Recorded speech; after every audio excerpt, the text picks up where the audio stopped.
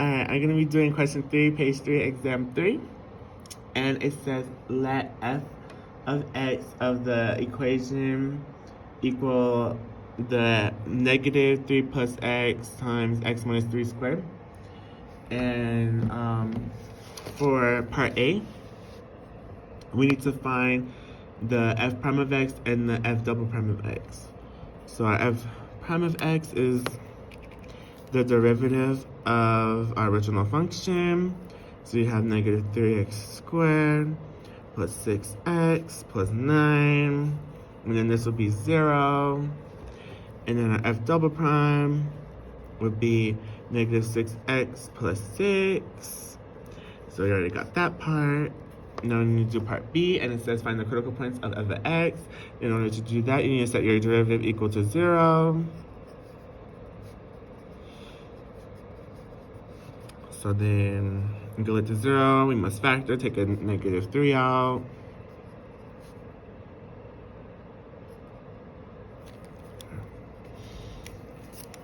Minus 2, we're factoring, and this will be minus 3. Equals 0. And then factor that again, factor that inside. Get x minus 3, x plus 1. Equals 0. Then we equal these equal to 0, which will get x equals 3, and then we'll get x equals negative 1. These are our critical points. So our critical points are from negative 1 to 3, and we need to find where the intervals are increasing or decreasing, and we need to determine the max, min, or neither.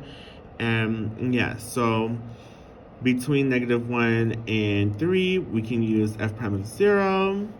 So if you plug in 0 into our f prime, right here, we would get negative, positive, because you'll be left with the plus 9. So this will be positive, so you'll have an increasing slope. If you do f prime of negative 2, positive, negative, this will be bigger, so this would be negative.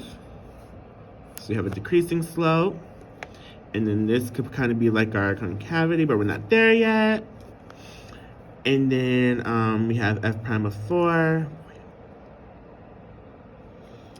And we plug that in. We'll get a decreasing slope. And it's just negative. So then, now we need to find like our exact points of where it's increasing and decreasing. It'll be decreasing from, I spelled that totally wrong, but whatever. It'll be decreasing from negative infinity to negative 1. Because right there, that's a negative slope. Let me write this. This is working my. So it'll be decreasing from negative infinity to negative 1, union 3 to infinity. That's from 3 all the way to infinity. It's decreasing, a decreasing slope. And it'll be increasing only from negative 1 to 3. So then to find our exact points for this, you would plug it in to our derivative function. And if we do all of that, for our min, we would get negative 1 to negative 32. And our max, we would get 3 to 0. So now we need to find our inflection points, which is taking the double derivative, equal it to 0.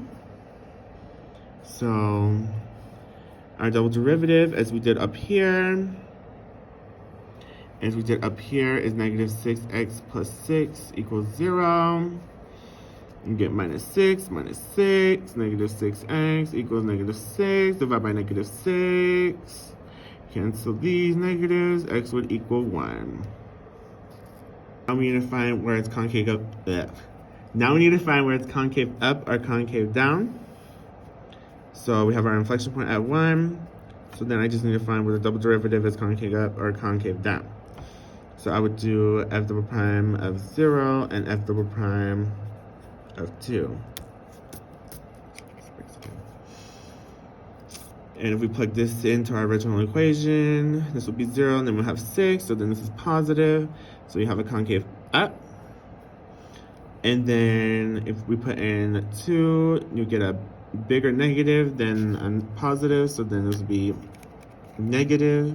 So you have a concave down. And then we can say it's concave up